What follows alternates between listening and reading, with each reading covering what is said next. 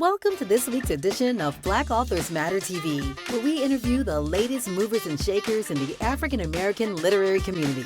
You'll meet some old friends, discover new ones, and stay abreast of the latest book developments around the country and even the world. So sit back and relax for the next 2 hours with Black Authors Matter TV co-hosts Gwen Richardson and Dr. Rhonda Lawson.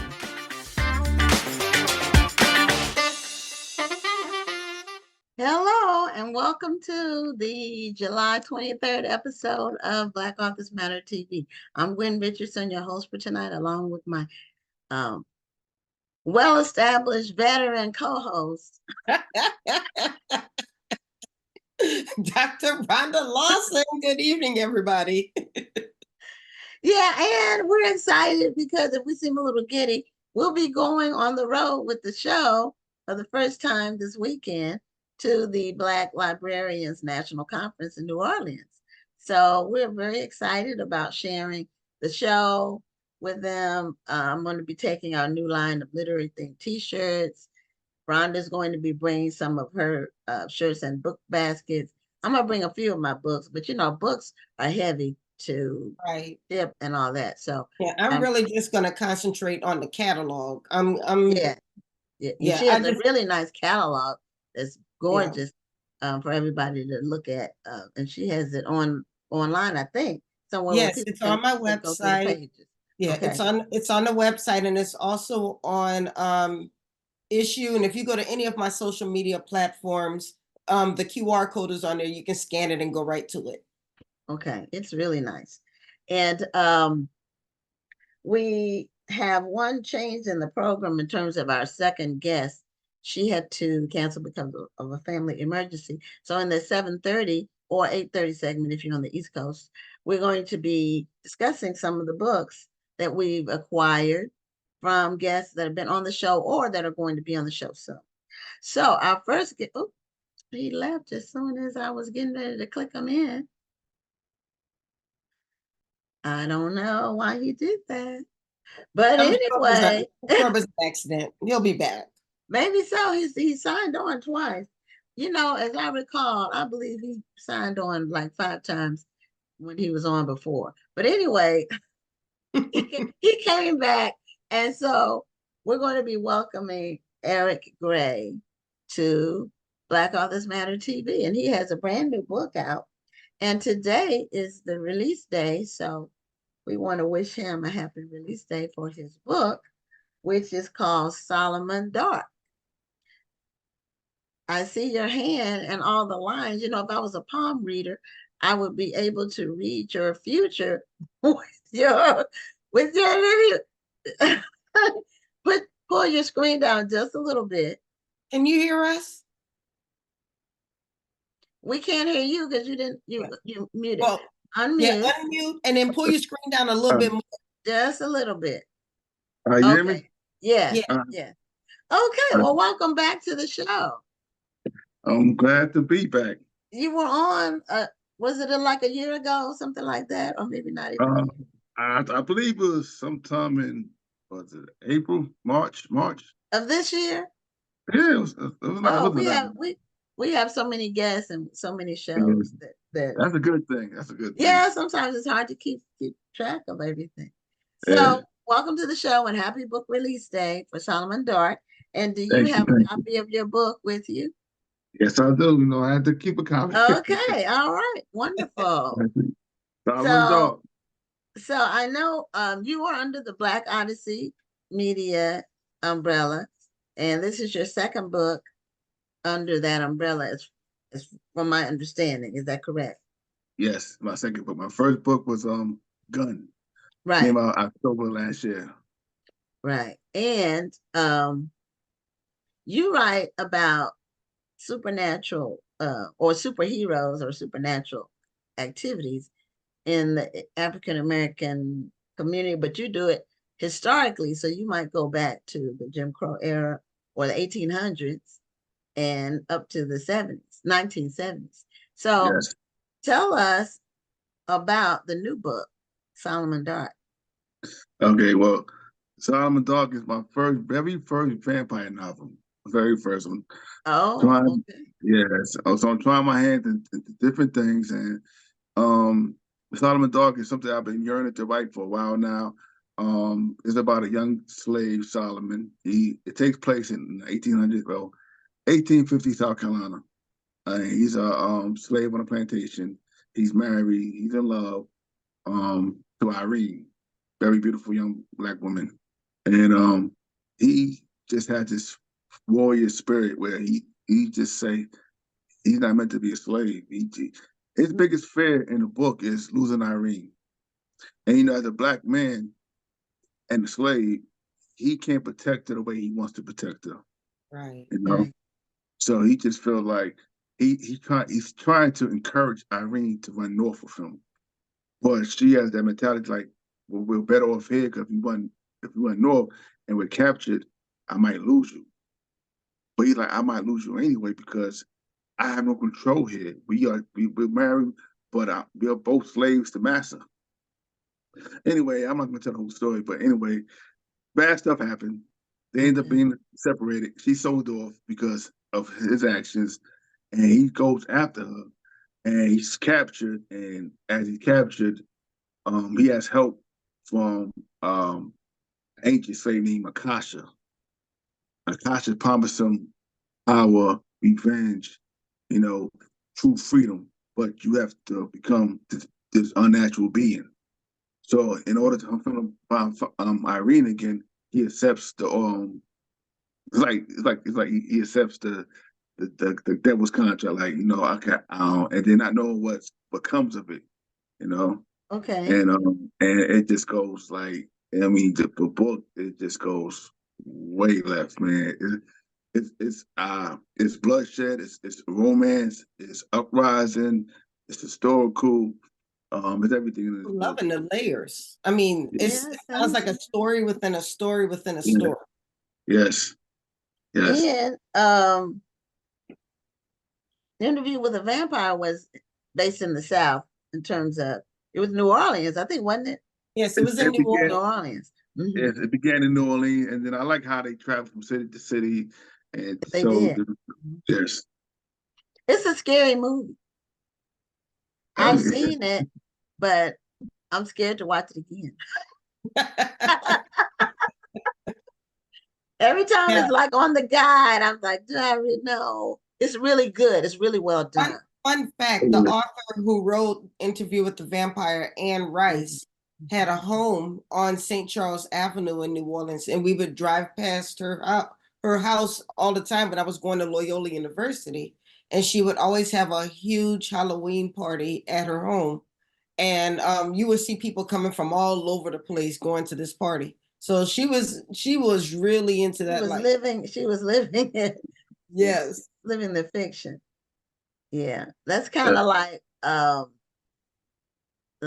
movie The Exorcist was filmed on Georgetown University's campus.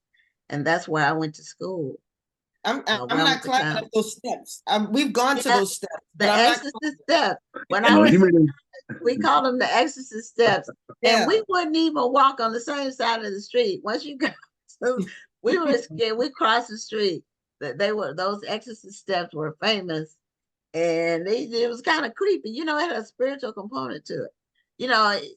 Things can take on a spiritual meaning when you embrace whatever the narrative is, the storyline. Right. And that kind of brings me to the question I was going to ask Eric, because I feel like writing such a dark story with so many layers, did you feel you had to go to almost a dark place in order to really get into this story? Actually, yes, I did. Well, when I started writing the story, like I said, I did a lot of reading, I did a lot of research, but then I went back and started watching movies like Roots, 12 Years a Slave, and everything, because I wanted to get the character's feel of slavery and how brutal it was, and but then, well, the more homework, the more I did, it was like. It was like a rabbit hole. It was like you read so much, and every time you think but you don't know. You learn, like, wow, wow. And it was like so. Even when I wrote research at this Atlantic slave trade, and how they was shackled and how they was treated. And you read about it, you heard about it, but when you do a deep dive into that, how they was treated, how they was branded, how they was force fed, and how the woman was raped, and young guys 12, 13 years old. You're like, wow. And so there was times I was writing this book, it was just breaking me down, like, shoot, because you gotta think about it. Like I said, I have to become every character in this book. So I have to become the master. I have to become the slave patrollers and the overseers and the young black woman and older black woman. So I have to think like these characters. And that's true. I think this book has nigga in it so many times more than Quentin Tarantino's novel. Like, because yeah, because that was the way they talked. Yeah, nigga, and you were like, wow, and that's why they treated us like that. So it was a deep dog dive, man. It took me, I think it took me 6-7 months to make this book. About that, 6-7 months. Well, why did you feel that you wanted to write this book? Honestly, I was watching. Well, I think I was watching the show on FX. It was a slave show. I think it was called the Underground Railroad, but it was about an Underground Railroad. It was like they took Underground. No, not Underground. It's a show on FX. I think it's FX or Hulu, and it's called the Underground Railroad. And literally, it's it's slavery, but a fictional show where literally there's an Underground Railroad for slaves to sleeping. They took it for Harry Tubman figuratively and made it literally for her to be in a railroad, for them to be a railroad. And I watched some scene and I got pissed off. And I got pissed off because I'm like, man, when I go back into when I watch Rooster and all these shows, I get like, the way we was treated and mistreated and tortured and families just torn apart. Yeah. And I was like, man, I wanted to write something that was that could gave us some power back. Even though it was a vampire, I wanted to write something that gave the black slaves power, authority over the circumstances. Okay. And I love that idea. I mean, it's almost a reimagining of history. So you're presenting history, but you want them to have a victory at the end. Everything doesn't have to be a sad story, right. And so forth. Right. Yeah. So I was like, so I wanted to just write something that was just like, we wasn't so weak and docile, and where there's a character in this story that really fights back, that just really has the authority, have the ability, have the power to F shit up, because and when I watch what you call it, Birth of a Nation with the Nat Turner thing, I was like, wow, that was a powerful movie, because even though it was suppressed, it showed that how when you get united and everybody just fed up and you just want the same thing, how dangerous we could be and how victorious in them thing. So I want to write something like that, and it pretty much it's like a uprising of vampires, black vampires, and think about how dangerous that is, especially to white America. Like, wow, ain't no stopping them. Dear me. So is Solomon Dark the only vampire other than the person who makes him into a vampire, or the vampire that turns him into a vampire? Nah. But does he create other vampires? Yes, he create more vampires. Okay. And my I did a deep dive on vampires too. I read books. I was reading online stuff. I watched a few movies, and every vampire story is different. Vampires not the same. You have vampires that I've seen in the Twilight that glows in the daylight. Like, what the hell? But that's our story. You got some vampires that are very powerful, like godlike, and some that are like in Blade, they have abilities, but they're not. They still could be killed. So every vampire is different. Have you seen Blackula? I've seen that movie a long time ago. That's an old movie in the 70s. Yeah. It is, but it's scary too. You know what? You just don't like scary movies. No, I do. I like them, but they scare me. What is that? Yeah, a lot of people like it didn't scare me. I don't know. A lot of people I say, yo, that was a scary movie. Like what? Like back. Like, I mean, he was a scary character. I ain't gonna lie. That was a scary black dude, man. He had the fro. Yeah. Top. Like, and he had the voice too. He had the voice too. Yeah. I always wanted them to do that movie over again, man. I mean, they did it with Eddie Murphy, but Vampire. Oh, But that was so different. yeah, it's not the same. It wasn't the same. I'd like to see it actually because when Eddie Murphy did, he made it into a comedy, of course. I would love to see them redo the movie and make it that dark, It was scary movie. It wasn't anything funny in Blackula. Especially with the effects they have today and stories they could tell. You know what I'm saying? Like, they had a sequel. I don't know if the sequel's not as well known. But they had a sequel to it.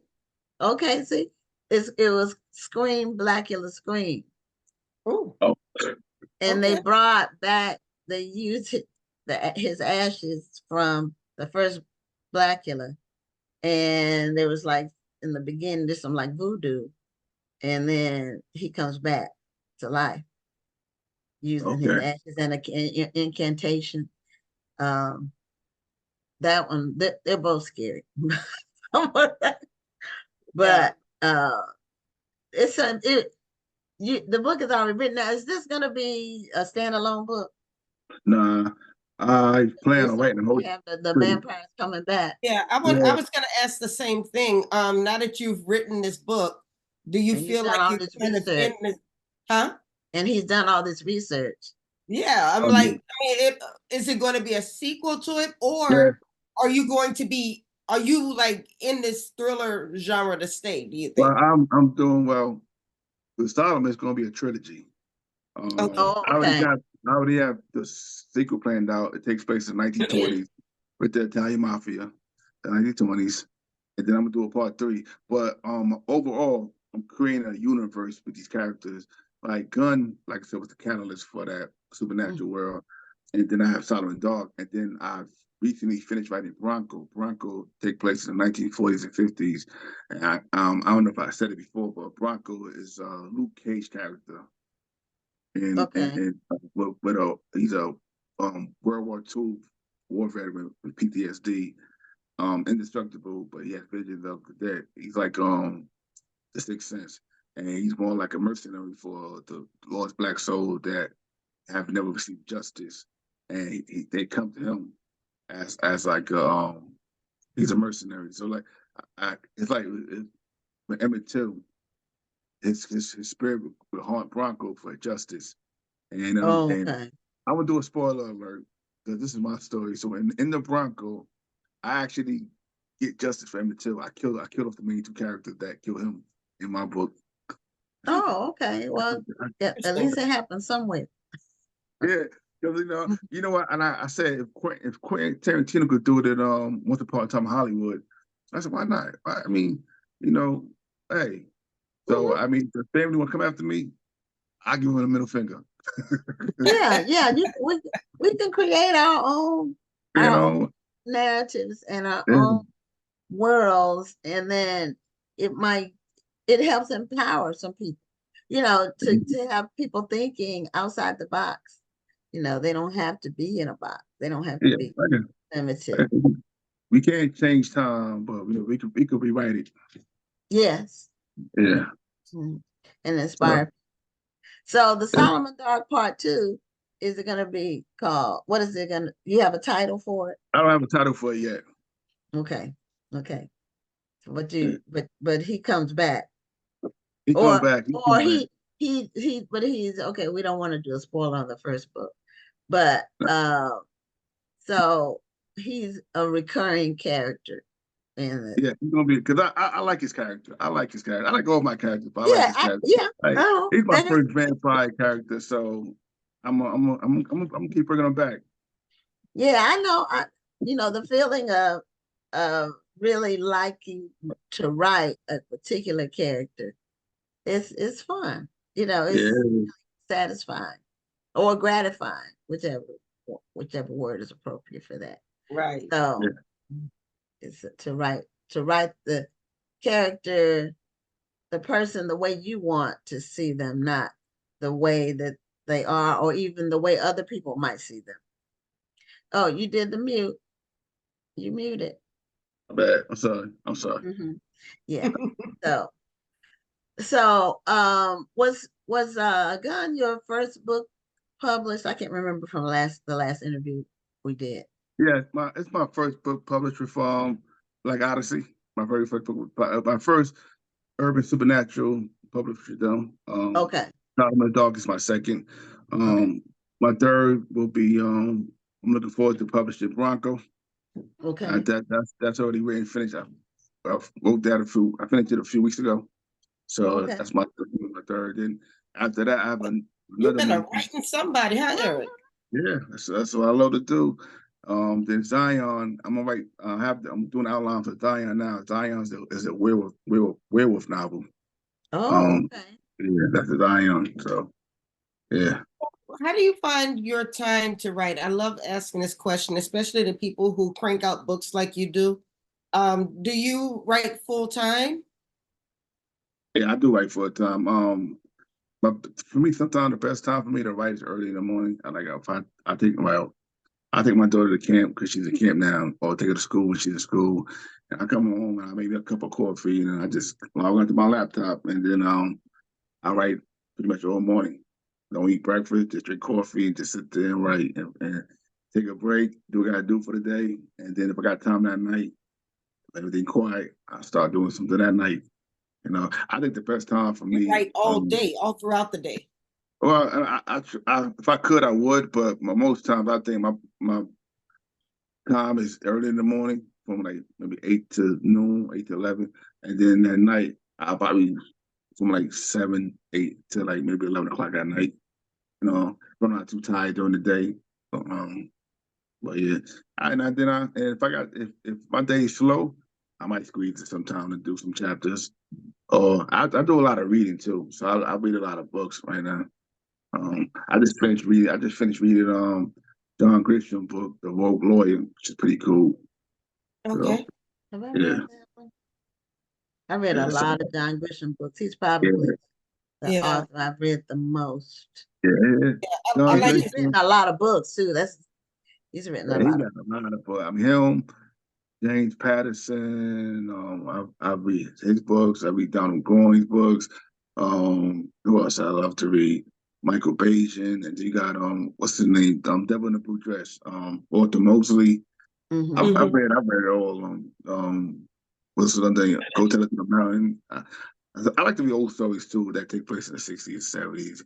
Because it seems like I just finished this book by Guy Johnson. That's Maya Angelou's son. That's his 2 books. Yeah. In my top 20 list. Yeah. Of all time. Standing at the scratch line. Ooh, boy, that King man, you be like, yo. He's off the chain.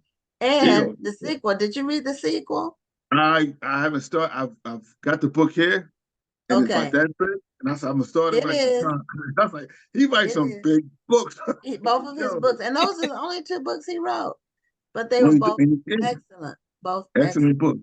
Echoes of a Distant Summer. That's the second one. Echoes of a Distant Summer. The way he tells the story, so descriptive, character development.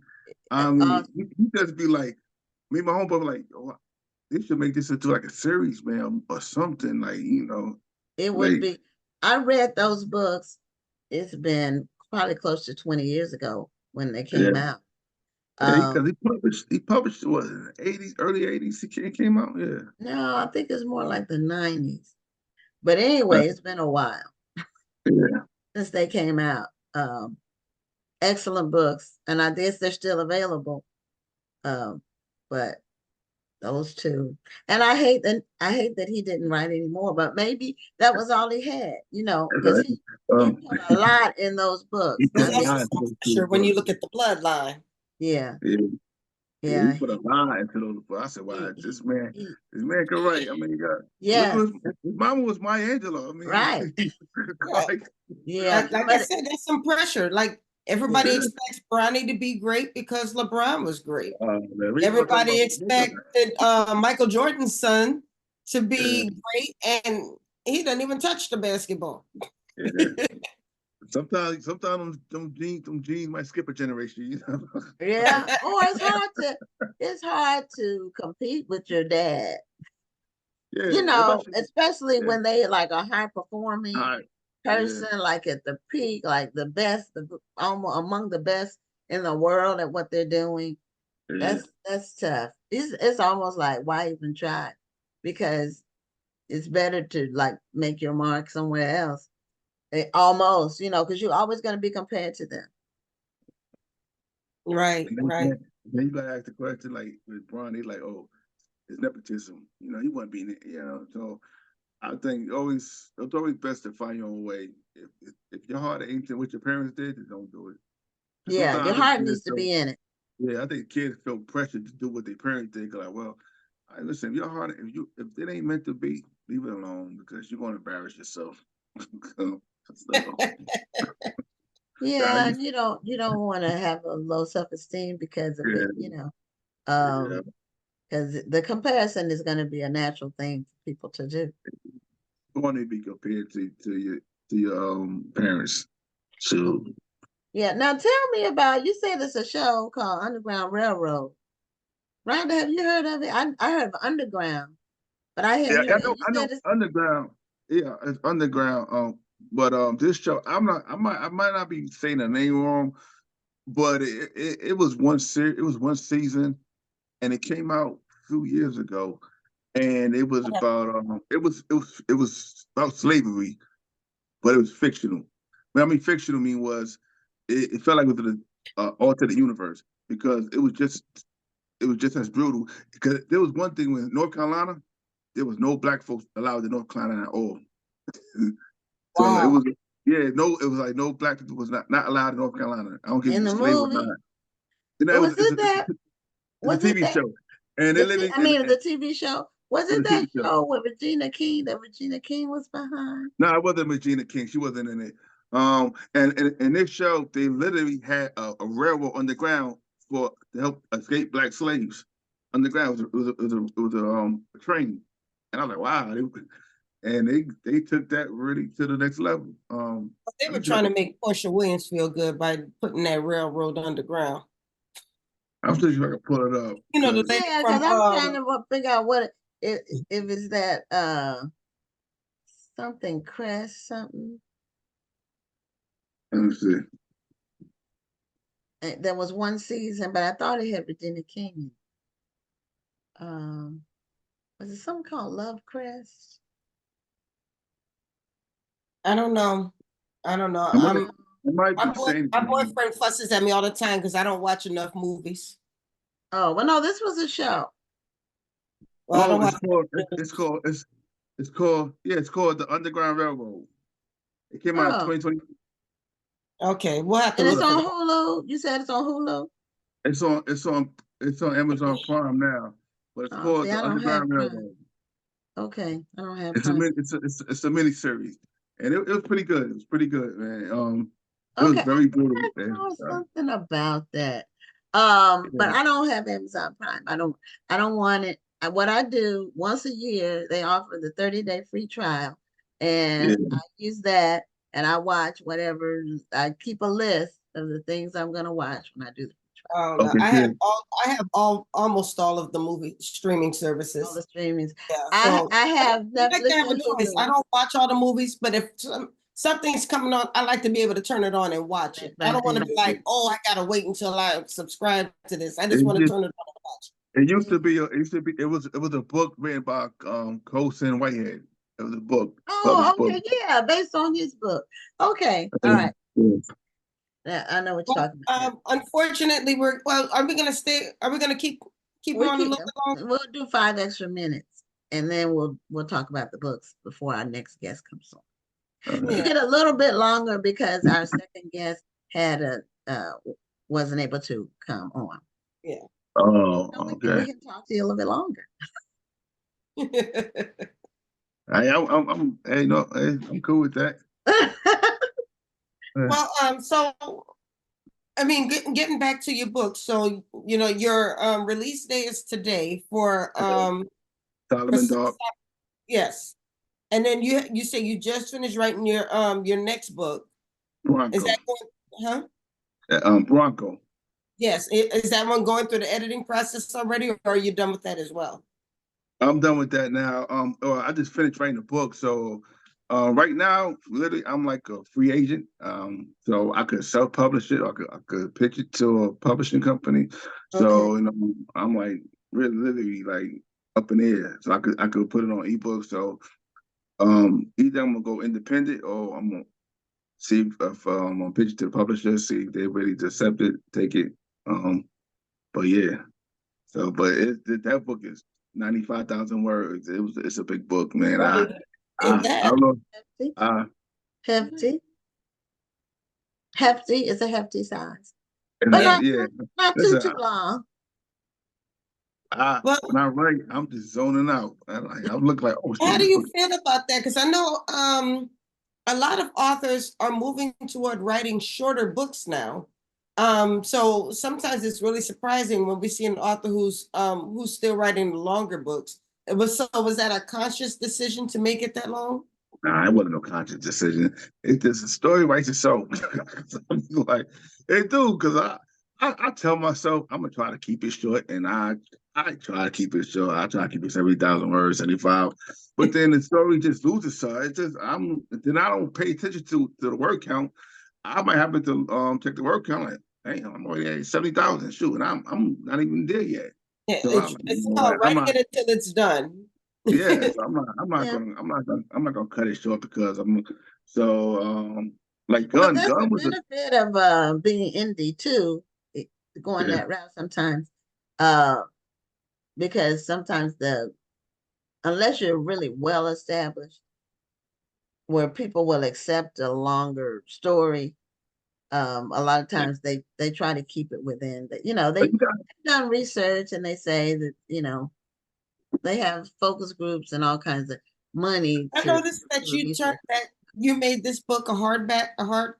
No, it's not. It's soft cover. Yeah. It was just shiny. Yeah, it was just shiny. No, because a lot of times with longer books, people like to make them hardcover. So I was just wondering if you had done that. Nah, I think the last hardcover book I had was that's because it was published to I forgot, but it was Nasty Girls Taste Like Candy. It was both hardcover and it was paperback, but that was years ago. I don't think they do not for if you ain't like established James Patterson or Michael Connolly. Hardback is hard to sell because them books are expensive. Black folks like, man, I ain't trying to pay no 25 for no book, no 20. Well, they're 30 now. People are charging 25 for paperbacks these days. Yeah, I see that. I'm like, but most of the hardcovers by the big publishers are $30. Yeah, or more. They up there. Like, sheesh, man, you gotta really be a fan, because I'm like, man, listen. And then you got to think about it. You got audiobooks, you got ebooks. Yeah. So it's like you could get the books. If so many platforms to read it on, it's like, I mean, you got to be really, really down fan that collect novels to pay that much for a book nowadays. Because I'm not paying that much for no book, unless it's like the last hardcover book I bought was Robert Greene. What's this called? The Art of Human Nature, something like that. Yeah, that was the last hardcover book I bought. It was a good read. But yeah, don't shoot, man. Times change, man. It's like, shoot. Yeah, inflation kicked in with these books because before COVID they were $28. Yeah, even paperback. I remember 25 to 28 on the hardcovers, and now they're 28 to 32. No. Yeah. A real reader will pay $30. Yeah. Yeah. But real readers are not like, they're not on every corner. Yeah. They're not like us. They're not like us. No, I'm just saying I'm a real reader, and I will pay that. But because I'm in the book business, I get our books at the store discount. So when I get a hardcover, I'm not paying the list price. Yeah. So praise the Lord. Paperback back then was a 14. Yeah, paperbacks used to be $12.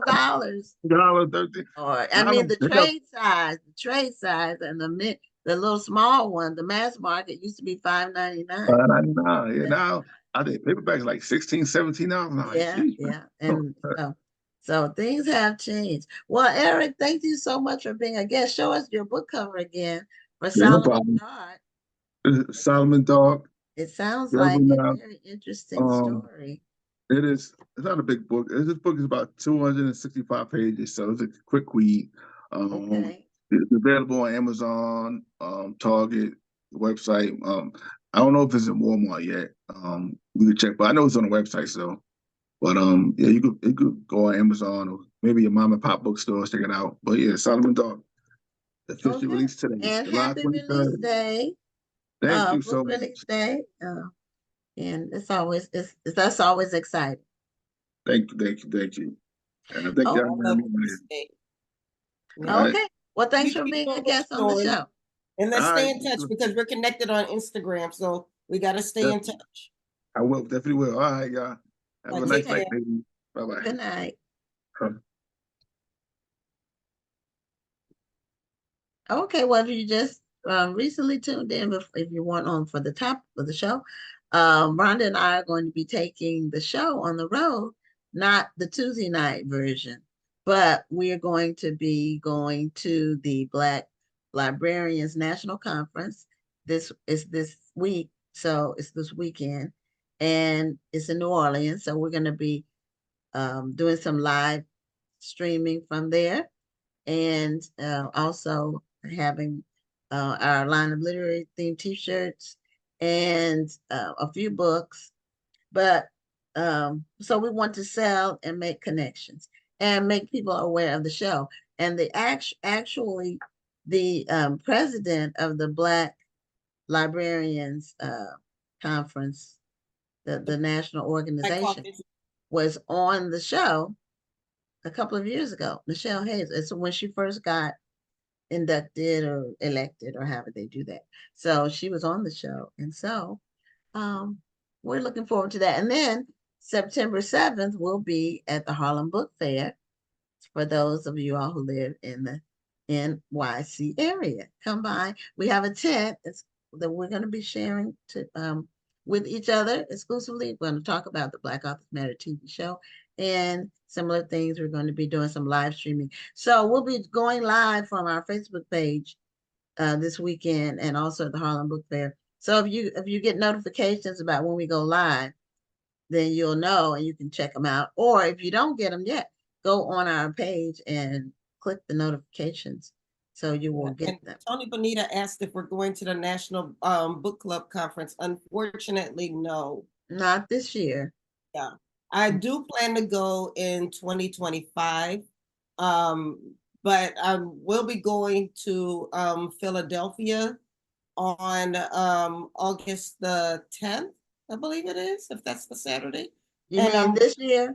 Yes, this year. I'm going to Philadelphia for the Independent Authors Festival there. And I'll be here in the DC area on August 3rd. Mahogany Bookstore is hosting the Black Books Matter Independent Festival. So I'll be at that one as well. So I'm doing some traveling, but unfortunately, and believe it or not, I've never actually been to the National Book Club Conference. So I'm really looking forward to going next year. Yeah, I haven't either. So maybe I'll reach out to Curtis and see about us having a setup there for the show. That would be good. That would be good. So what we're going to be doing, because our second guest wasn't able to come on. Oh, I did want to say, for the National Black Book Festival, all of our author vendor space is completely sold out. We're maxed out on our space, which is very exciting. We had a lot of demand for space, and every day I get at least 2 people calling or emailing wanting to get vendor space. So I just tell them to plan early for next year, but they can also attend if they want to. And this year we started we have a full festival package, which is all 3 of our special events. The general admission is free, but if you want to attend everything, the special events, we're networking, we have meals, we have door prizes. It's a lot of fun. So this year we added a VIP full festival package where you get VIP status and seating at special events. You get 2 of our literary themed t-shirts and 2 that you get to select, whichever 2. We have 6. So you get to select whichever 2 you want. And you get to select 2 of the paperback books from any of the featured authors that'll be there. We have 5 featured authors. So you get that with the VIP package. And Rhonda is the one who gave me the idea for the VIP package. And you are right. We have sold more VIP packages. We love a good VIP. Than we have regular. And we only have a limited amount because otherwise it won't be VIP. So if people want those are really going fast. We only have a few left, like less than 10 left, I think. So if you want to get the VIP treatment, go to event tickets and sign up for that. So in the time that we have before we have our next guest, we're going to talk about books.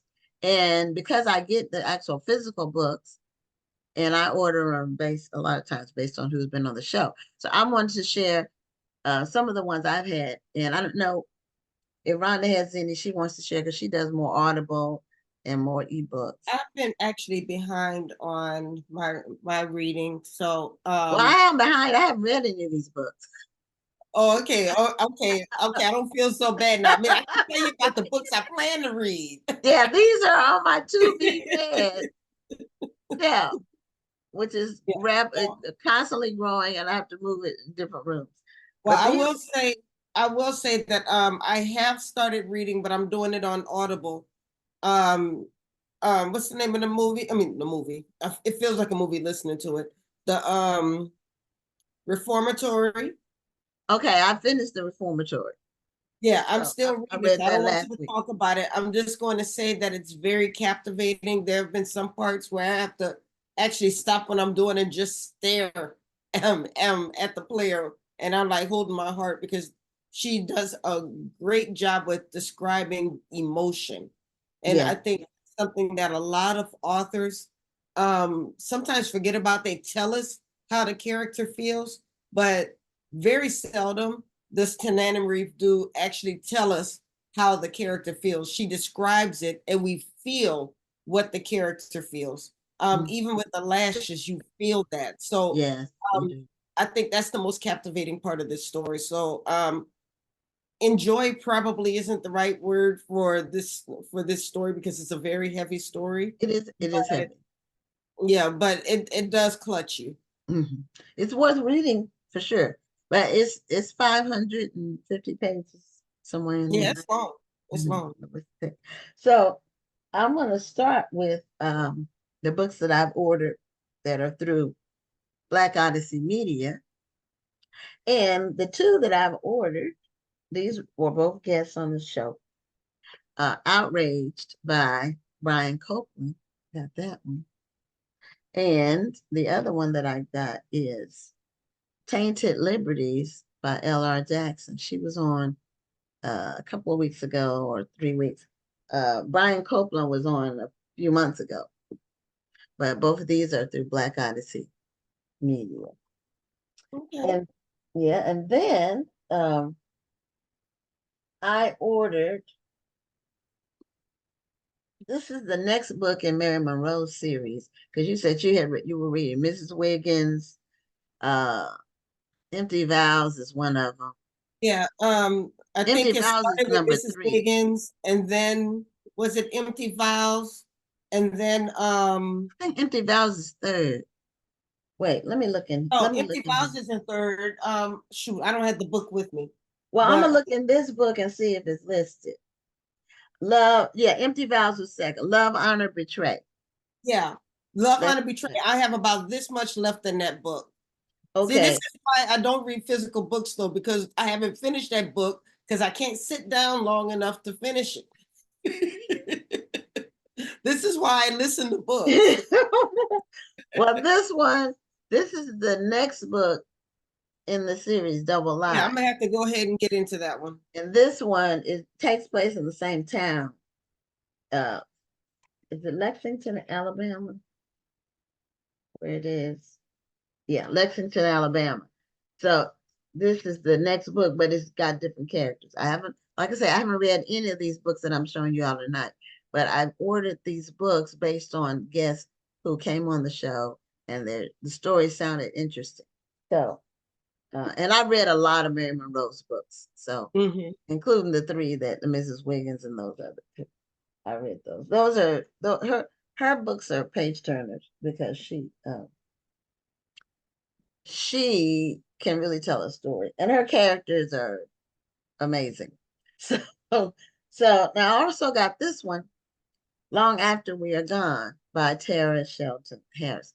And she had another book. I don't have it in the room where I am. One Summer in Savannah, which came before this one. So I'm reading One Summer in Savannah right now. Okay.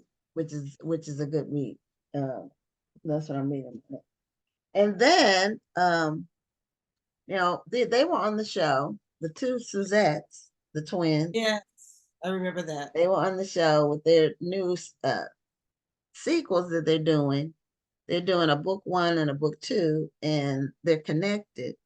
Forever Beautiful is the first one, and it's historical. So Suzette Harrison writes historical, and then Suzette Riddick writes contemporary. This is called Wandering Beauty, and they're connected. Somehow they overlap.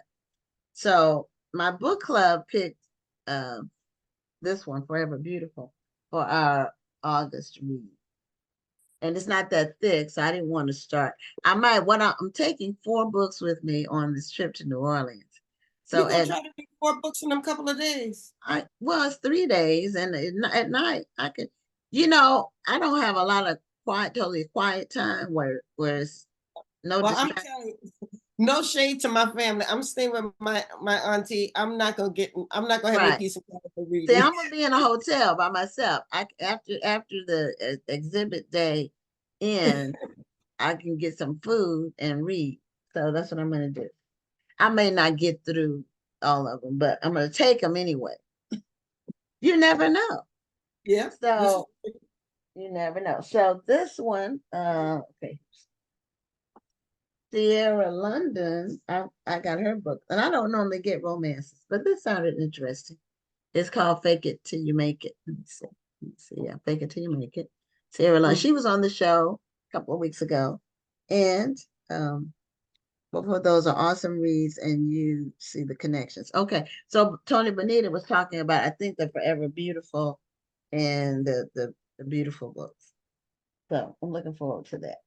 And Tony Bonita, if there is a prize for reading the most books, it goes to Tony Bonita. That's true. We've seen her library. Yes. And she's constantly adding to it. So that's that one. Fake It Till You Make It. I said, let me give it a try. I don't normally read romance, but I thought I would give it a try. So the next one I got, they were on the show last week. Sounds Like a Plan. This is Pamela Samuels Young and Dwayne Alexander Smith co-wrote this, and they're going to be doing a series. And this is book 1 in the series. It's about detectives. So I like both authors. So I wanted to see how they do when they write together, how they work. Because I read most of Pamela's books, just about every book she's written. And then Dwayne, I read a couple of his. So, but I think he does more screenwriting than book writing. Right. That's what he said. He does movies and stuff. So next, I have ordered a lot of books that I have read. I'm about to say, we're gonna run out of time before I can talk about my little to-be-read list. No, go ahead. I thought you were saying you hadn't had a chance. No, okay, no. Let me stop. And then you can do I got 3 more. So let me stop. Go ahead and finish your 3. Okay, all right. I'll be fast. Okay. Next week is our anniversary show. this July 30th will be our 4th anniversary. So the anniversary show will be very exciting. We have a very, very exciting group of guests for next week. So, in fact, I have the roster that we have for next week.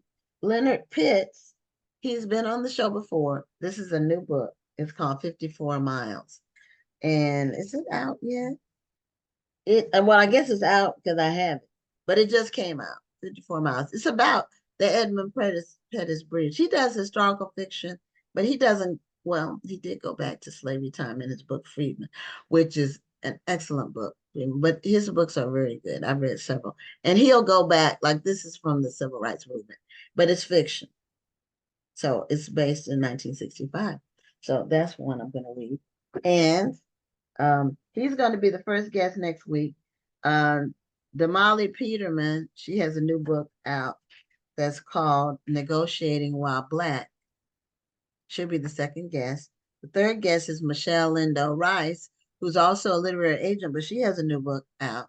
And Jewel Parker Rhodes and Kelly McWilliams, who is her daughter, which I didn't realize until they co-wrote a children's book. But they both been on the show. And I didn't know Kelly McWilliams was her daughter at all. Kelly McWilliams came on the show and as an author herself. It's been maybe 2 years ago. We've had so many people on the show. I have to remember when they were on. So anyway, that's our roster for next week. The last 2 books that I have, Robin said how I'm never going to get to read all of these, but I'm going to try. But anyway, Brandon Massey, this is his new book. It's called Bad Influence. And I think I've read 80% of his books as well. He does supernatural or mystery thrillers, and he's going to be on the show. He was supposed to be on the show the week of the 9th when we had to cancel because of the power outage in Houston. Yeah. So all of those people from the July 9th show have been rebooked for August 6th, the whole roster in the same order. So he'll be on then to talk about this new book. And finally, Wanda Morris, who also will be on, she was supposed to be on July 9th and she'll be on August 6th. This is her latest book, What You Leave Behind. And I read her other 2 books, which were All Her Little Secrets and what was the other one? Anywhere You Run, which were very good. And so I said, let me read another one. So that's it for me, Rhonda. I know I had a lot. Are you sure? That's it. Well, there are some other books I could show, but I won't. No. I don't have them in the room with me. So, so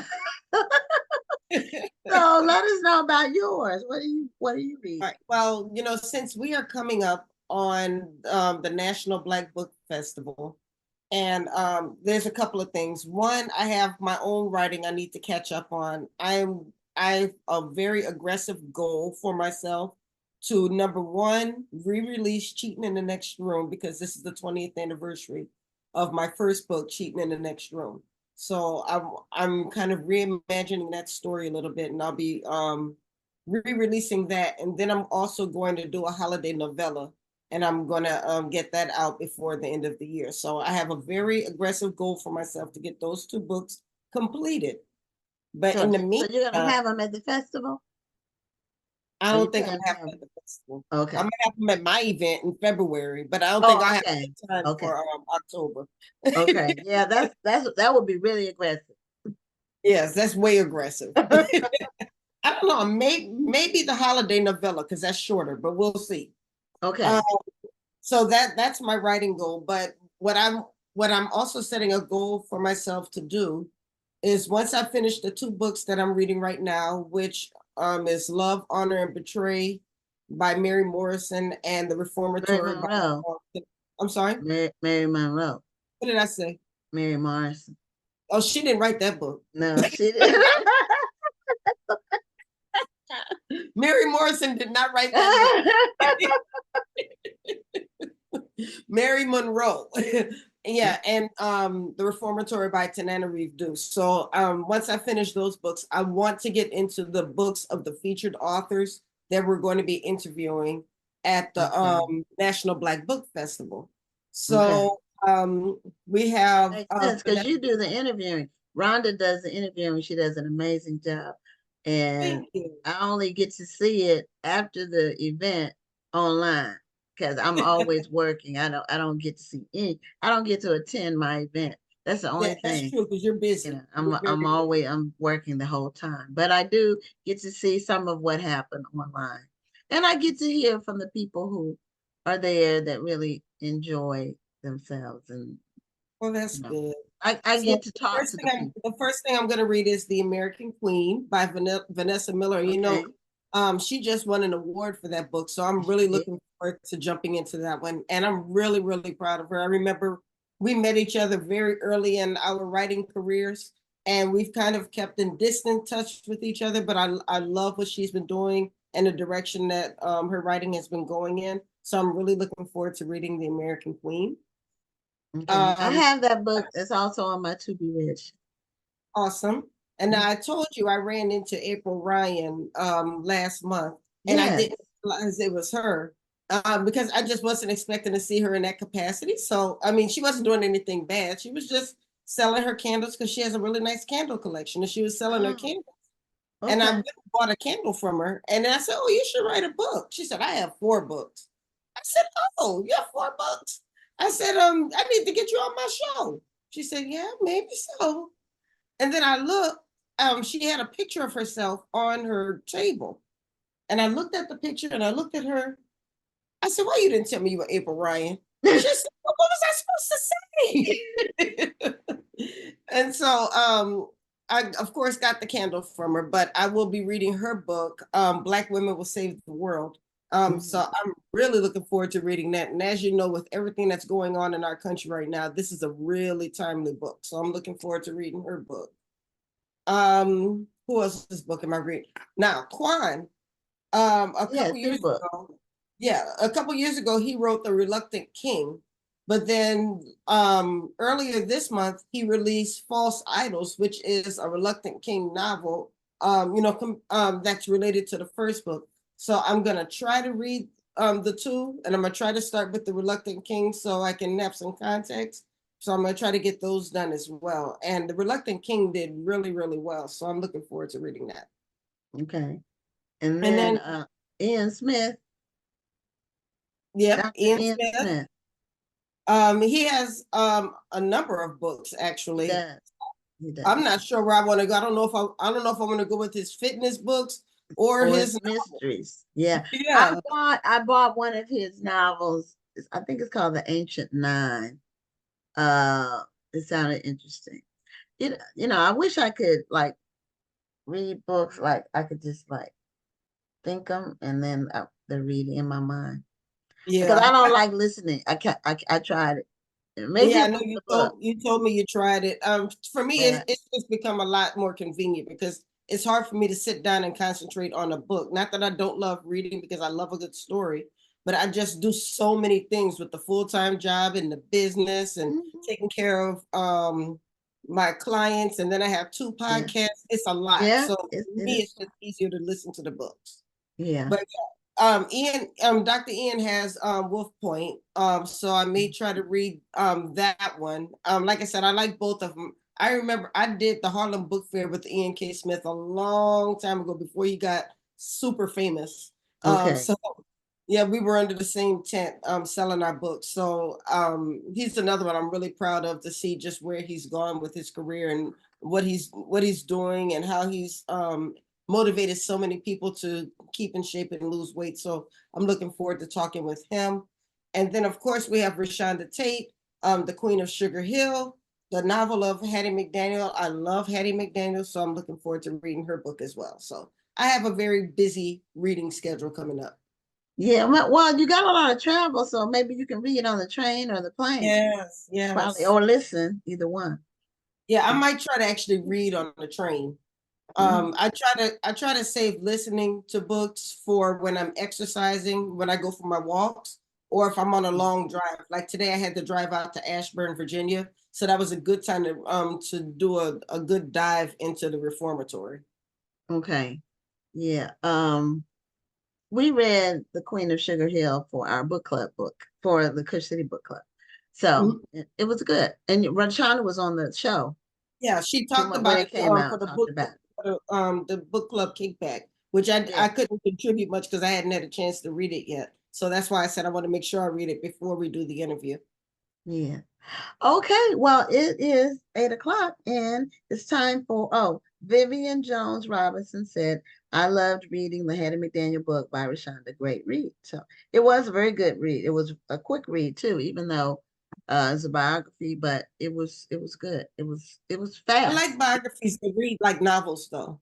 Yeah, well, it was historical fiction, so it really read like a novel. Right. It reads like a novel. And she's doing another book, another historical fiction book that's coming out soon. And so is Vanessa Miller. She mentioned another book she's got coming out kind of soon. So we'll hear about it at the festival. So our next guest has been on the show before, and it's Nana Brew-Hammond. She was on before with her children's books, but she just released a memoir called My Parents' Marriage. I think it is. I think it's a memoir. It came out a couple of weeks ago. And we welcome Nana back to Black Authors Matter TV. And she's joining us from the West Coast, correct? Well, I'm actually in New York right now. Oh, okay. Yes. I thought it looked a little dark for you to be on the West Coast. It's just yeah. And it's actually not a memoir. It's purely fiction. Oh, I thought it was a memoir. Where did I read No, it was my a parents memoir? would kill me if I wrote about. Okay, I thought it was about your parents' marriage. No, this is purely fiction. Okay, I'm sorry. Not about my parents or their marriage. Okay. Don't get her in trouble now. Okay. Well, tell us about the parents that are in the book. I have to reprogram my mind because I'm ready to hear about your parents and their marriage. So so it is it's a fiction, it's a novel, and it's about a young woman in Ghana in the 70s, and her parents have a quite turbulent union. What readers need to know is that there are three types of marriage in Ghana. There is Mohammedan marriage, there is customary marriage, and there's ordinance marriage. Mohammedan and customary marriage allow for polygamy, or more specifically polygyny, which enables a man to have more than one wife. And then ordinance marriage allows, is strictly monogamous.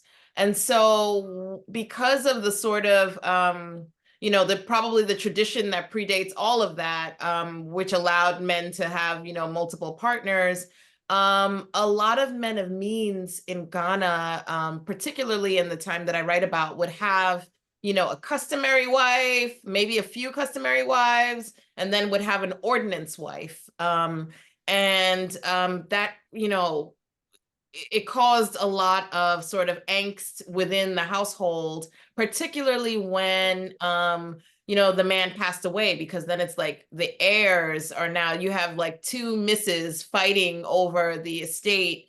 And it gets quite complicated. So the book is about the daughter of a woman like this who's, basically trying to chart her own course. She does not want this kind of marriage for herself.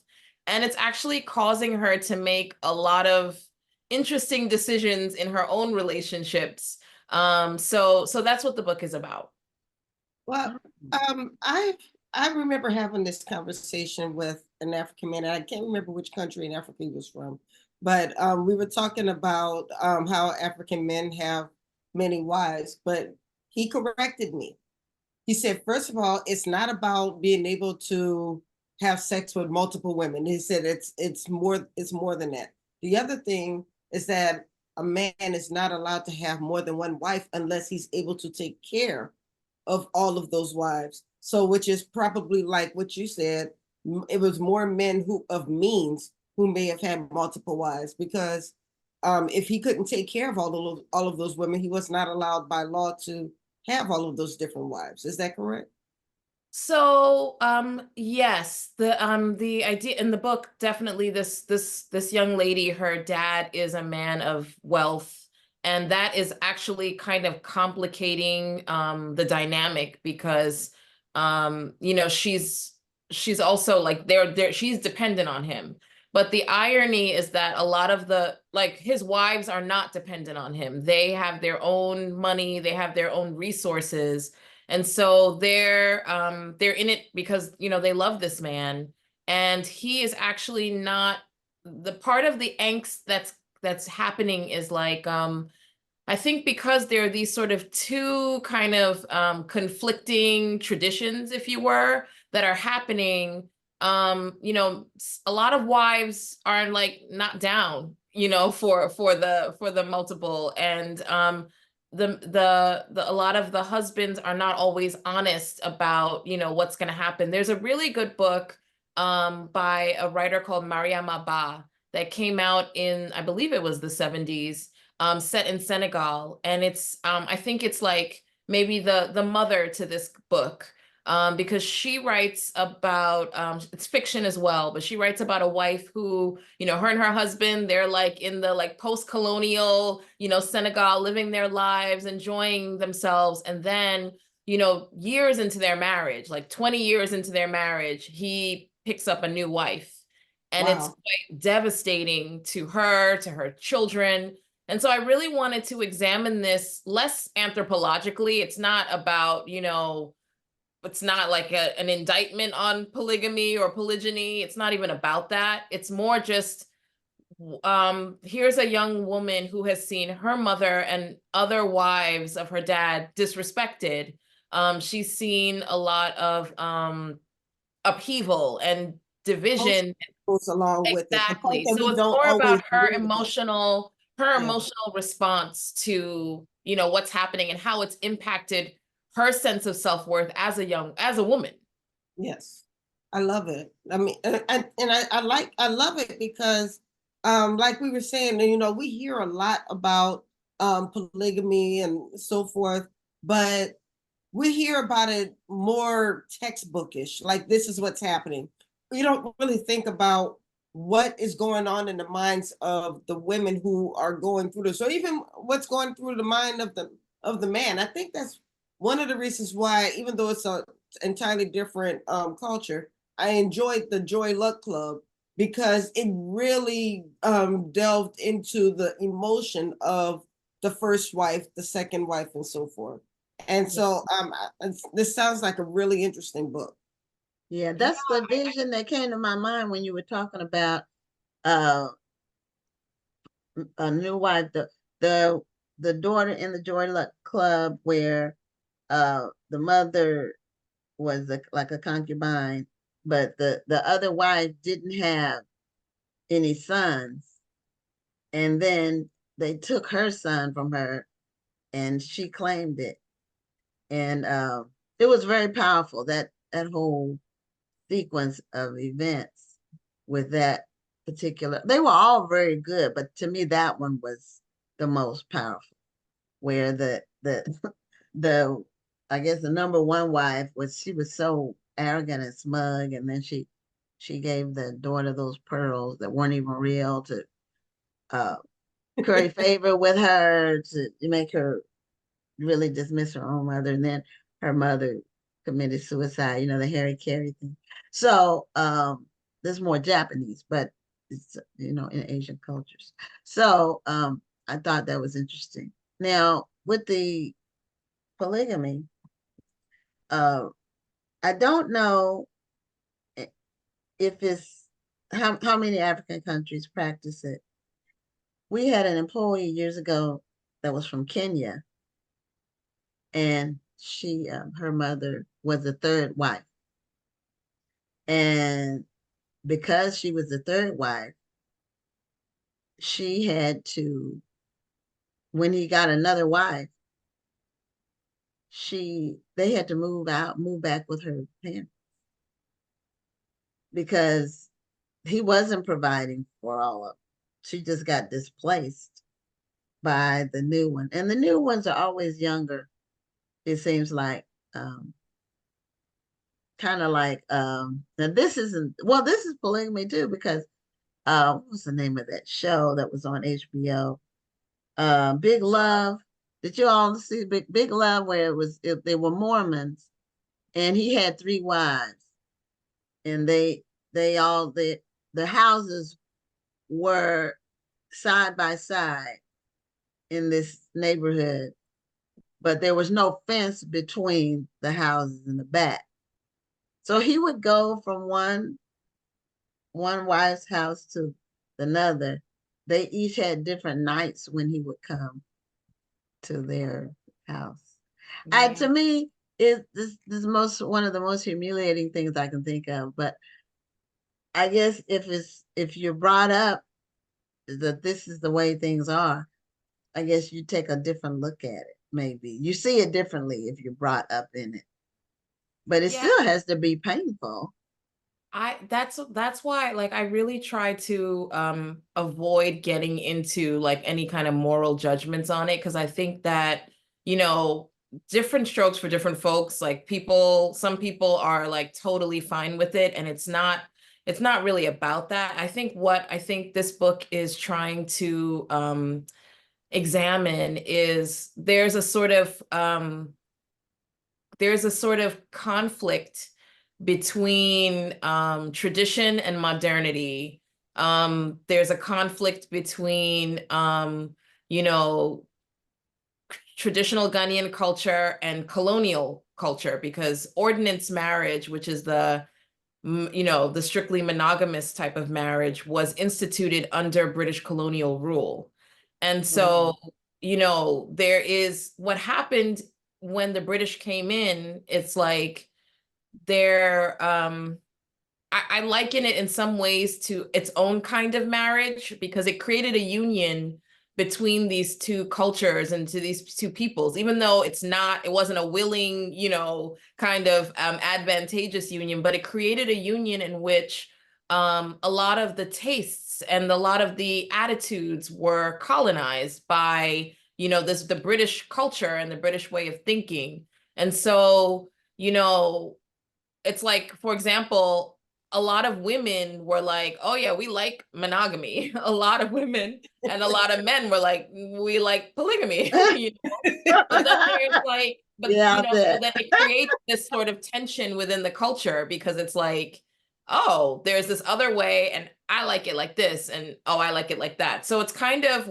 the thing about this family that's at the heart of this book is that this is a family that is like, high class. They're an ascendant group of people. They've been living under, British colonial rule for like, since they were kids. It's a new Ghana. Ghana is like, now independent, but they were raised under sort of the empire, if you will. And so the dad is sort of caught between these two ideas, right? He is a man who was born into a society where, like, wow, if you get that money, you get to have power, and you get to have all these women, and you get to do this. And he is living, but he's also wanting to like sort of have the lifestyle of like, a wealthy kind of modern Ghanaian man. So he's not being necessarily truthful with the women in his life. And his kids are sort of picking up the pieces of the division and the upheaval that is being caused. So like the woman at the center of the book, her name is Kokui. Kokui is really just reeling from, her dad's like infidelity in terms of being not truthful to her mother, the wives. And also she's reeling from, the jealousy of the other women, right? The jealousy of the stepmothers, the bullying of the half siblings, like all of that is sort of weighing on her. So when she is she's like, basically, my parents' marriage is like her way of saying like, I want nothing like this. And so everything that's motivating her action is to escape the shadow of her parents' marriage. And so that ultimately, she finds a young man who's headed to the States for university. And she's like, I found my guy. He's like, he doesn't have a lot of money. she's grateful for that. She's like, good, he's not going to be that guy. And then she sort of discovers as she and, you know, as they get married and start their lives together, that every marriage has its challenges, whether, it looks one way or another. Every marriage has its issues.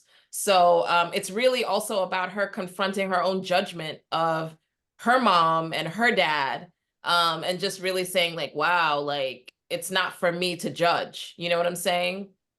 No, it's so funny. I almost wonder, please tell me, and if not, maybe you should, that should be the next book.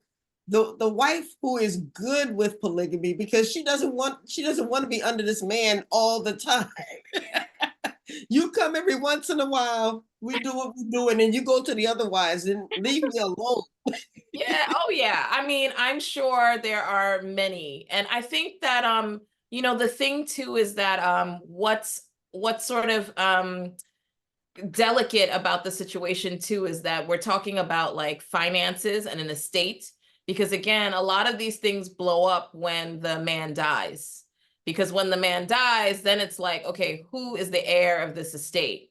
And so on some level, I think in many cases, it's really, for a lot of the families that are involved, it's not necessarily even about, sometimes it is about the things, because it's like, wow, okay, who's going to get like this mansion or this business, whatever it is that's up for grabs, right? But there's also the feeling of,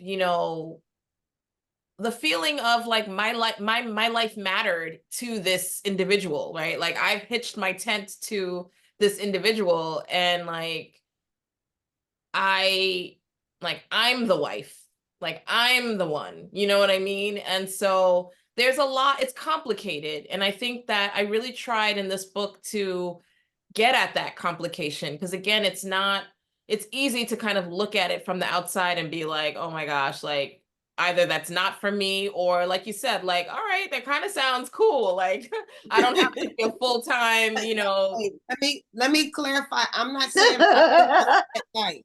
I'm not saying that. I know what you're saying. I'm just saying it'd be interesting to read somebody who did.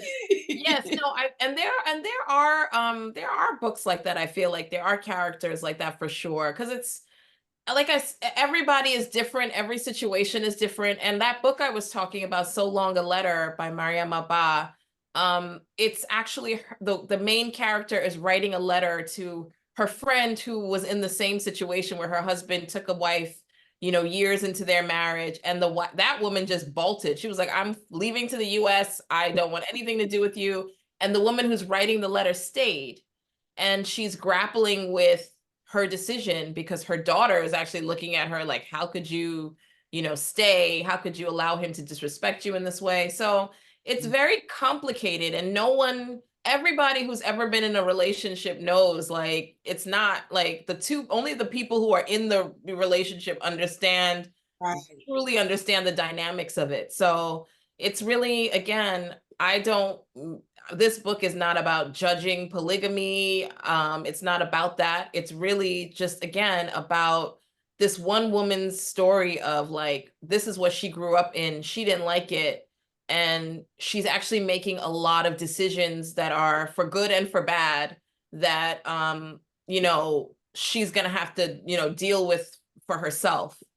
And actually that's the emotional core of the book, I think, too, this idea of what, we all sort of like are born into a situation, whatever that situation is. And sometimes we bring that baggage into our relationships, but also we make all these decisions based on that baggage, right? And what if we sort of took a pause and interrogated why we are choosing the things that we're choosing? And sometimes even we are not even making the choices consciously, like we're making those choices because of what our parents went through. They are raising us in a specific way, and it's like, that wasn't even my experience, but I'm making all these choices because that's what my parents told me to do, but that's because of their experience.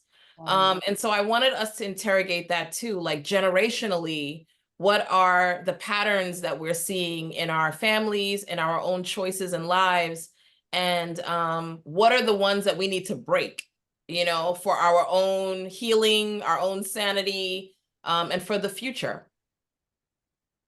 Yeah, the thing about polygamy is that, well, polygamy and adultery, or what do we want to call it? Jealousy is a human trait, and it's one that most people have in relationships.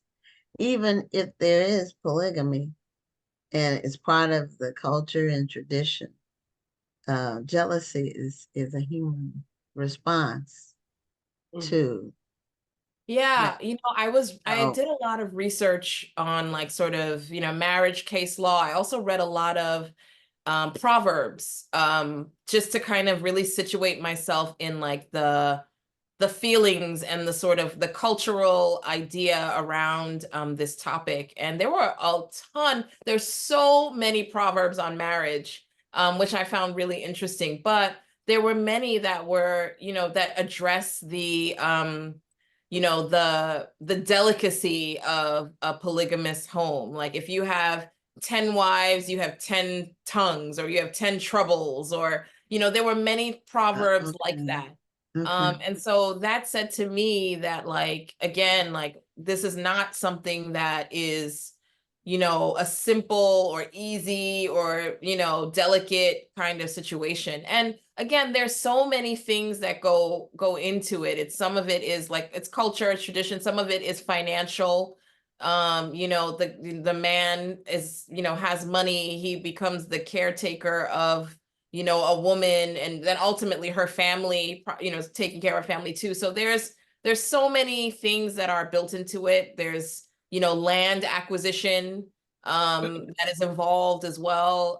So there's so many different things. And I think what's interesting about the characters in this book, again, is that they're in a modern context, right? They are, you know, living in the capital city. You know, they have like, you know, the guy owns a business. He's all about progress. His wife is, you know, her own mogul. The character's mother, she's also well-to-do. She's actually like an artist and a designer. So these are modern, you know, have modern sensibilities. And you know, it's, so there's this clash, you know, internally and culturally between, you know, the custom, the tradition, and you know what they want to do for themselves. So in doing your research, what would you say was the part that surprised you most? You know, I will say this, and I've said this a couple of times, because this was actually, I did a lot of research on like marriage case law. And one case that I came across was so heartbreaking to me, because it was, you know, a man of means, he passed away, and you know, the two wives were in court about, you know, the estate or what have you. And one of the wives, she was a customary wife, right? So she didn't have like the paperwork. So in a customary marriage, it is a presentation of dowry. It's an exchange. The man will, the woman's family presents a list to the man's family and says, like, you know, this is the value of our daughter, the value that she brings to us, and we also want you to like set her up for her, you know, an independent life of business or what have you. So he'll have to go out and buy, you know, everything that's listed on the dowry. And so if a divorce happens, the family has to return all the things that, you know, were purchased. And it's euphemism in Ghana is like, he returned the drinks, because it's, the man would sort of bring like a lot of drinks to the family. And so then he would have, if he returned the drinks, that is considered a divorce. Like that's, they're done. But with a ordinance, which is paperwork marriage, whether you do it in church or you go to court, that it, you know, and it has, we're used to that in the Western society. You know, we understand, like if it's a divorce, now you have to go petition the court, you have to do all this paperwork stuff. And so in the case of these two women, the customary wife did not have the paperwork, right? So the judge told her, well, give us as much proof that you were married, pictures, you know, whatever kind of documentation you can put together. So she does this, and in the summary judgment, the judge is like, you know, I am looking at this stuff, this documentation you provided, and I see and I know that you were married to this man. However, what you have presented does not rise to the burden of proof. And Wow. that is so heartbreaking to me, because that, again, it cuts to the emotional core of the delicacy of the situation, because it's basically telling this woman that her marriage, her life with this individual, everything they built together is meaningless in the eyes of the law. And I think another thing that's also sort of hard to take is that if a man marries a woman, you know, ordinance, and has a customary wife, it ultimately invalidates both marriages legally. So it's like, who is benefiting from all of this? Like, what's going on here? And so again, these are some of the things that I get into in this particular the story of this young lady. I had a question about how many wives is there a limit? Like, I mean, I have seen legally that I think it's four customary wives. That's what I've seen. But again, I think that you know, depending on how, part of it too is that when there's a culture of just multiple women. So it's like, okay, you might be my customary wife, but then you might be my girlfriend, and then you might be my missus, my ordinance wife. And you might be like, so there, it just creates a situation where there's lots of situationships and lots of sounds things confusing. happening. And again, like, you know, I think for the women in this story, and the main character in this book, the feeling is, you know, this is not something that, you know, is necessarily advantageous to me. And so, you know, there's a lot of angst that's caused in each of the women. There's a lot of angst. And then that angst passes down to their children, you know, because it's like, you know, whatever it is, like, they have their own resentments. And then that affects, these are siblings, half siblings, and that affects their relationship, and just so much. So it's again, it's to me, what I really tried to stick to was the emotional core of the experience for this particular, you know, family, and this particular story. And it was really it was really emotional to write. Again, this is not about my parents, it's not about their marriage, but what was emotional for me is that in Ghana, it's quite I don't want to say common necessarily, but there are a lot of instances of, like, families who are in litigation. Like, the main parties are long dead, and there's so much litigation over the estate, over this, over that, over the, and it's painful, and you see the pain that it has caused in families. And so in tackling it and discussing it, I was just like, oh wow, like, you know, it's something that we all kind of, we know about, and, you know, it's part of the, you know, part of it, the culture. But it's just sad, like, again, like, doing the research and really kind of understanding, like, what's at play a little bit more. And it was, so writing the book, I was thinking about it from the perspective of just being a woman, and the choices that we make to try to go, like, the opposite direction. And you also that's also in some ways, like, not a healthy way to necessarily approach something, because you're driven by the, like, the emotion of it, and you're not always, you might be running headlong into something else that isn't the best thing for you. Well, I know you said that this isn't about your parents, and but did your parents read this book and give you a stamp of approval? I shared the manuscript with them, and I mean, know if I don't think they're thrilled about the title, because they're like, oh my God, it's about our marriage. But the reason like why I did. yeah. But the reason why I chose the title, and I do not, my parents, I love them to pieces. They are amazing, and I did not want to cause them grief with this title. I chose the title because I really wanted to create community for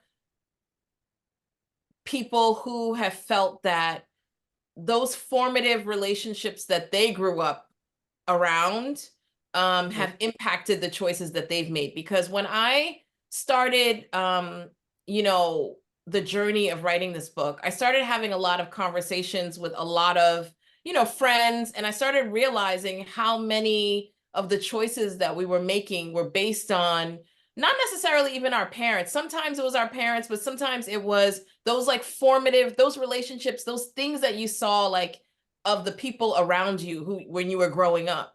And that was sort of influencing the decisions that we were making. A lot of living like, I'm not interested. I don't even want to, you know what I mean? And as that was becoming more and more clear to me, I was realizing, wow, this is a wound that we don't really think about or talk about, but it's there. And it's in every community, like whatever it is. Like we talk about, quote unquote, like children of divorce, like divorce rates are higher for people whose parents are divorced or whatever. And it's like, you know, there was even an HBO show about it, I believe, called Children of Divorce or something of that sort.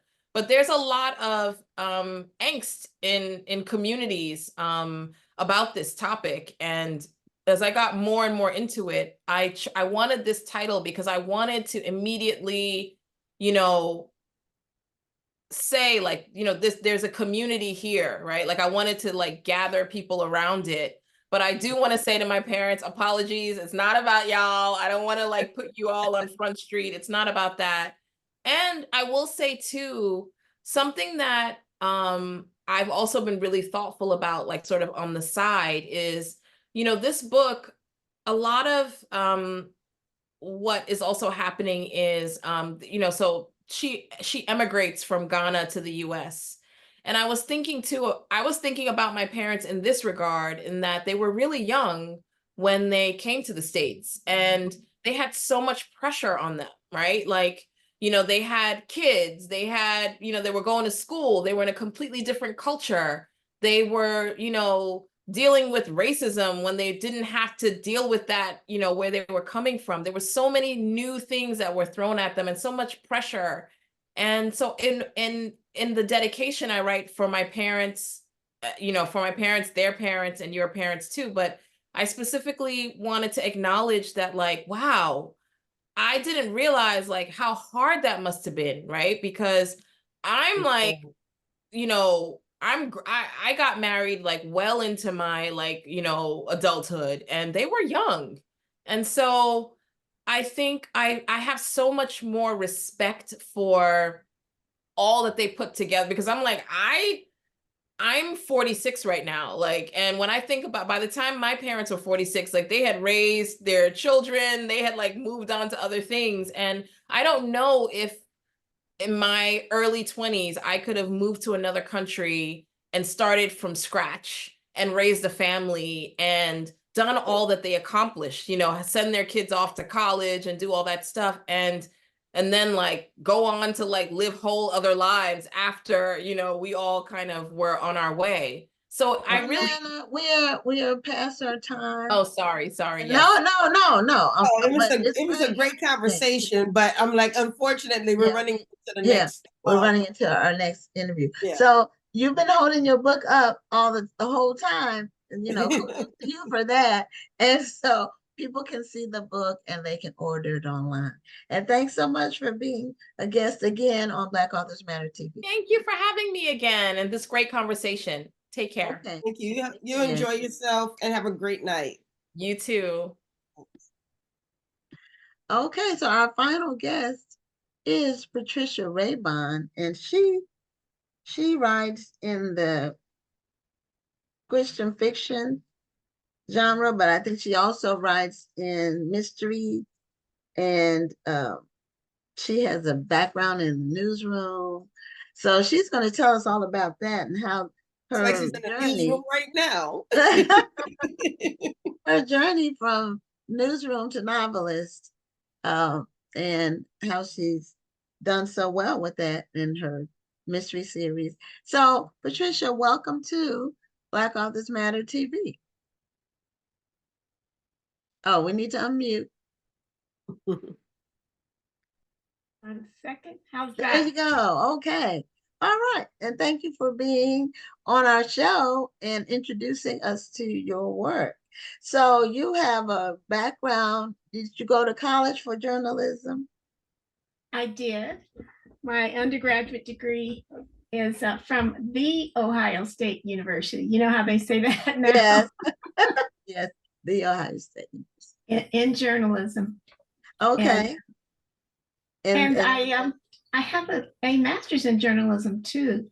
Oh. But I'll tell you a little story about how I went from newsrooms to novels. Okay. And so I can do that now or later, but it's I think it's worth talking about a little bit. No, go ahead.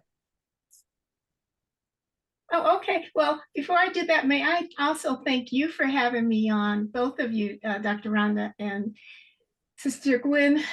People are starting to understand that you can have a mystery story that explores faith and race. And I've experienced a little pushback on that at the beginning. And now I think that that understanding about this series is getting out. So I really am grateful for you having me on tonight to talk about all of that. Yeah, well, you need faith when you're dealing with race. You know, sometimes that's what allows you to get through without cussing somebody out or just, punching somebody in the face or whatever. So they go hand in hand. And sometimes editors don't always understand the vision of the writer, and they tend to live in a bubble of strict genre boxes sometimes.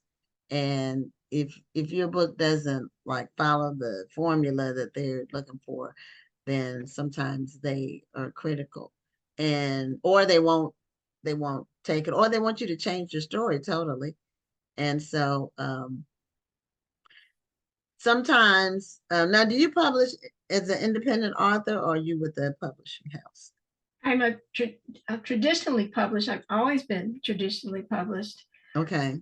I have I've been a published author for more than 25 years. And the first experience in that for me was when I left the news business and went up to University of Colorado on the tenure track.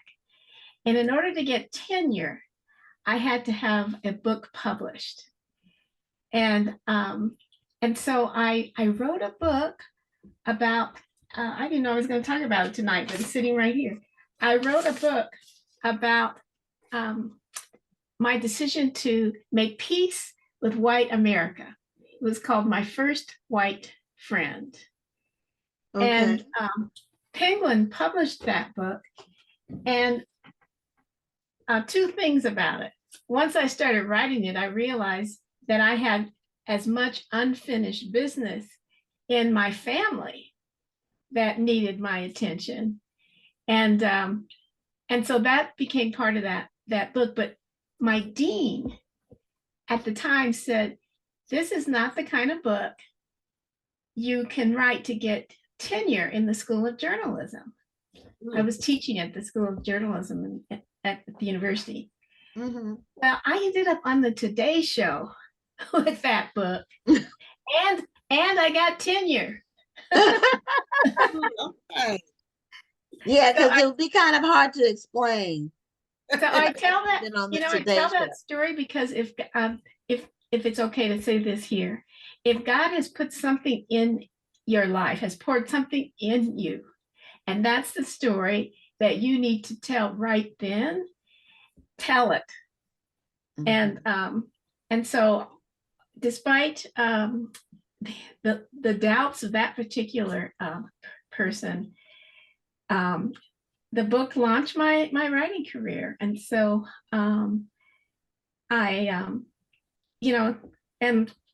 but to answer your question, I am traditionally published, not self-published. But the hybrid model is really popular now. So I do have a couple of ideas that I might try on my own. We'll see. Okay. So how many books have you published over the 20? You said 20 years. Do you know how many you read? It's about 7 nonfiction books, and then the three mystery novels. Here's the latest one, the Annalise Spain mystery novels. Okay. But what I was going to tell you is that I did start out in the newsroom. My first job out of journalism school was at the Denver Post, and I was working on the city desk. And one day there was an announcement on the bulletin board for a position in the features department of the newspaper. And, at that time, you'd call it human interest story. In fact, at one point they were called the women's pages. That goes way back. And but when I was there, it was called lifestyles. Okay. And so I went from writing about facts to writing about feelings. And the other thing that was happening at that time is that there was a lot of excitement about what they were calling long form journalism. And so we were encouraged to write these long page one Sunday. Those were basically books, because those were really long stories. They were long stories, Dr. Rhonda. And look, I didn't know at the time, you've heard that phrase, little hinges open big doors. And I did not know at the time that that was laying the foundation for the writing that I would do decades later as a mystery novelist. And so I love how, while we can't always see how things are going to connect down the road, that really happened for me.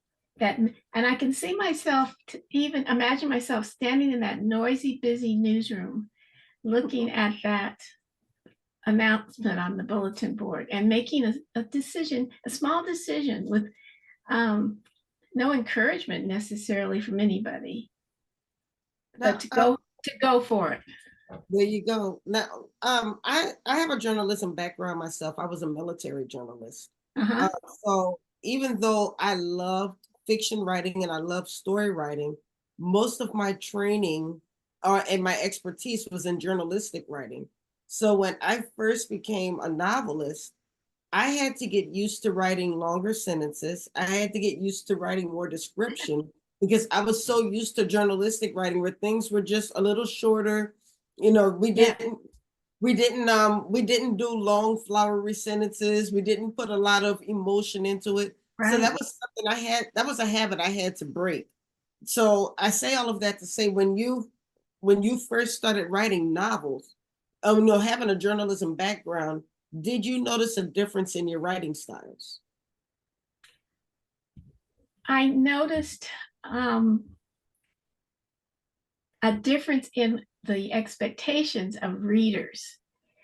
So the first in this series, people talk about how fast paced it is. And I think that's because I was using what I had learned in the newsroom, which is, short sentences and, that kind of thing. But as I settled myself down, I realized that the readers want to get lost in a story. They're not wanting to rush through it. Yes. And so I loved learning that, and I thought, well, this is inviting me to slow the pace down, let the story be more reflective, and let the characters not just do things and say things and react to one another, but to think about what they're doing and what it means in the journey that they are on. And so that's when I really, really started to enjoy the novel writing, recognizing that, oh, I can, in order for the reader to get lost in the story, I can get lost in the story. Well, it's a good book if you're reading your own work and you're getting lost in it. Yes. So are you still a journalist, or are you teach journalism, or do you do both? I am a regular contributor to a global ministry called Our Daily Bread. They publish the daily devotionals. And I still do some freelance writing, but I left the news business officially in 2006, but I've always done freelance writing as well. So just today, somebody asked me if I could write a piece for her, 500 words. So yes, you know, at the writing, as you know, the writing business is a tough business. And at one point, I remember saying to myself, well, maybe you can get a real estate license, or, you know, nothing wrong with that. But in reflecting on it, and in my case, praying on it, I realized this is the one thing I have been assigned to do. So that's just be in it and keep doing it. So I'm really glad that I know that this is the road I'm on, and it's the right one. So did you know in high school, did you work on a high school newspaper, or what? Did you know you wanted to be a journalist from way, you know, from your early childhood? I did. I grew up, I appreciate that question so much. I grew up under Jim Crow segregation. I tell my age when I grew up in the 50s and came of age in the 60s during the civil rights movement. And so I knew that, even though I couldn't articulate it, I knew that I had been born into a complication that as a little young Black girl in an anti-Black culture, that life was complicated. And so from a very young age, I would write about that and try to write stories about that. I had a teacher, and you probably heard this from a lot of your guests. I had a teacher in the 3rd grade call me up to her desk one day, and she said, Patricia, would you like to be a writer when you grow up? And, you know, yes. And she said, you are a writer. And she was the first Black teacher. I grew up in Colorado. She was the first Black teacher I had ever. And she was declaring that over me.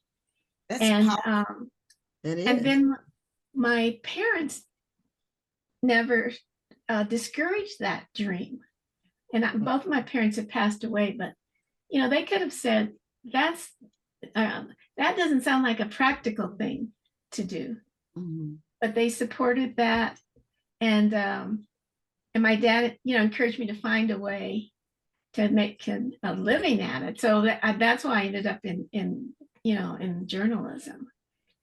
But you never know how any of us is going to inspire and influence a young child. And that teacher did that for me. It's sometimes it's the smallest thing. That teacher may have said it purposely, but I wonder if she realized the impact that it would have on you for the rest of your life. Yes. The very first book signing I ever did was for that book I showed you a minute ago at a bookstore in Denver called The Tattered Cover. And so I invited her to be my special guest at that book signing. And I was able to find her. She was still living in the Denver area. And I was able to say at that book signing that I'm here because of what you told me all those years ago. Wow. That's Amazing. Yeah, that's, teachers are so important to children's lives because they can encourage and some can discourage.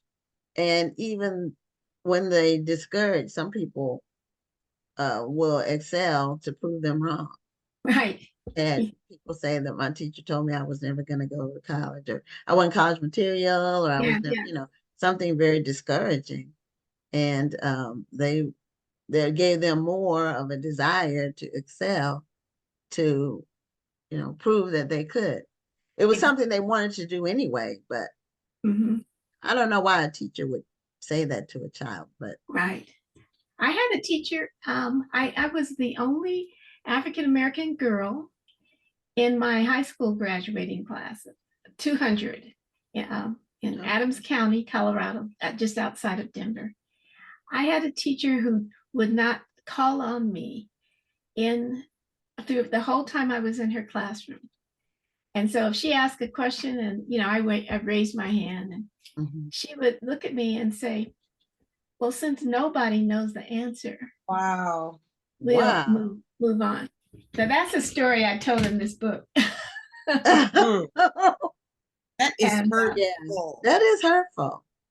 So and then when I started teaching myself at the university, I thought, I can't imagine anybody in that role saying something so discouraging and dispiriting, to a young child. My daughter had a hard time with it's like this group of teachers had given up on her. And they weren't helping her. And when I finally took her out of that school and I put her in a different school where the teachers actually cared about her getting the education, her grades went up exponentially. She wound up graduating from high school and was accepted by all 6 of the colleges she applied to. She wound up graduating from Clark Atlanta University cum laude, and now she's a preschool teacher. She never thought she would be a teacher. So I tell that story because she was not thinking about being a teacher, and now she's getting to affect kids in the way that she was not affected by the teachers that she had when she was growing up. And I think even though she's like, I'm not trying to be a teacher, she keeps getting drawn to education. Right, to education. And she said, well, maybe I am, maybe this is what God wants from me. So now she's teaching, and now she's encouraging kids the way she should have gotten the encouragement when she was younger. Yes. Rhonda, my eldest daughter is a graduate of Clark Atlanta. All right. That's a great school. Yeah. Yeah. Teachers are, my favorite teachers are the ones that really pushed me. And I always had a gift for writing and reading. I was an early reader and writer. Yes. Essays. But my 12th grade English teacher is the one who taught me how to write, the structure of it. She said, you have to have a thesis statement. And it took us a while, and we were, in an accelerated class, but it took us a while to understand what exactly she was talking about. But her name was Blanche Williams. She was a Black teacher. She was a perfectionist, and she really honed my writing skills when I was in her class to where I could really go anywhere. Having a Black teacher, though, when I've every Black teacher that I have ever had, when they expected more out of me. Yes. And they put it in me. Yeah, you're not just going to get this knowledge. You're going to understand this because you are our future. And, and they made sure of that. I remember when I took Beautiful to Clark Atlanta for the first time, and the teachers were saying, I don't want your parents calling me. You are an adult, and I'm going to treat you like an adult. Don't have your parents calling me talking about your grades. You handle this yourself, because they're trying to prepare these kids for life after college. Right. Yes. you are really bringing up things I haven't thought about in years. When I was at Ohio State, I had one African-American professor the whole time. And this was in a zoology class that I took my first or second semester there. And that young lady, she would always ask me before a test, she would say, Patricia, have you prepared yourself? She would talk to me about the importance of a particular exam or something like that. She wasn't giving me a break. She just showed me that she cared about whether or not I would excel and do my best. And I hadn't thought about that lady for years, but you were absolutely right. She really did make it known to me that I mattered to her. Yes. And I just am so grateful for that. Amen. Now we only have a couple of minutes left, so we want you to, in that time, tell us about your new book and your latest book. We never talked about the book. Yeah, she showed it to us, but we haven't even talked about it. Oh, wow. So it's called Truth Be Told. Yes. It is the third of the Annalise Spain mystery novels. The series is a history mystery set in Colorado in the 1920s when the Klan ruled the state. Colorado had the second highest Klan membership per capita of any state in the US. And so my little protagonist is a theologian who loves Sherlock Holmes. And she comes home to Colorado to solve the murder of her estranged father. That's book one. And then in book two, she's racing the clock to solve the murder of a stunt pilot before she gets framed for the crime. And then, truth be told, she's at a fancy garden party when a young lady is found dead in the potting shed. And nobody seems to care about who that is. And so my protagonist, Annalise Spain, is determined to find out what happened, who this young lady is, and who did it. So it's a series. The thread in all the stories is that she's also searching for the mother that she has never known. So the stories, you can read them as standalone. You can enter the series at any point. And people are enjoying them, I believe. The New York Times reviewed it and gave an excellent review. That might have been where I heard about it, because I heard about it through some kind of a news press release or some kind of news article. And so they said I was threading that needle between faith and mystery, faith and race and mystery. And I was so excited to hear that affirmation, from the New York Times. But more than that, I am just thrilled that people are enjoying these stories. They really are, and embracing the stories. And I'm really thrilled and grateful and blessed to be writing them. And I love the mystery genre, so that's the other part. Okay, well, thank you so much for being a guest. We're glad we got introduced to your work and got to hear about your journalism career and teachers. And and all of our favorite teachers. So thank you so much again, and congratulations on your success. Thank you. I'm so grateful. Thanks for having me tonight. Thank you. Okay, you're welcome. You have a great night. Thank you. Okay, well, everybody, it is the end of the show. We are going on the road with the show. We'll be in New Orleans this weekend at the Black Librarians National Conference.